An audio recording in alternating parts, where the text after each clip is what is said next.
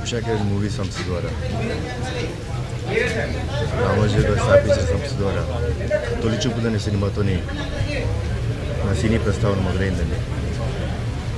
అలా నేను ఒక్కనే కాదు, ఎంతోమంది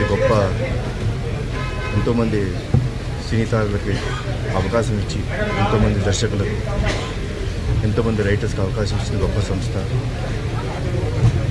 అలాగే బుల్లితెరలో ఎంతోమంది ఆర్టిస్టుల్ని, సినీ దర్శకులను, రచయితలను పరిచయం చేశారు.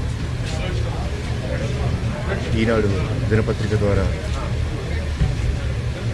న్యూస్ మనకి చేరువ చేశారు. ఈటీవీ ద్వారా మనకి ఎన్నో న్యూస్ అందజేసిన గొప్ప వ్యక్తి రామోజీరావు గారు.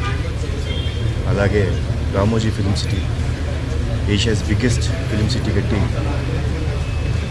మా సినిమా వాళ్ళకి షూటింగ్ అనేది ఎంతైనా చాలా ఈజీగా చేశారు. సో అంత గొప్ప వ్యక్తి ఈరోజు లేరు మన మధ్య అంటే చాలా బాధగా ఉంది. ఆయన ఆత్మకు శాంతి చేకూరాలని, ఆయన కుటుంబ సభ్యులందరికీ ధైర్యాన్ని ఇవ్వాలని మా దేవుని మనస్ఫూర్తిగా కోరుకుంటున్నాను.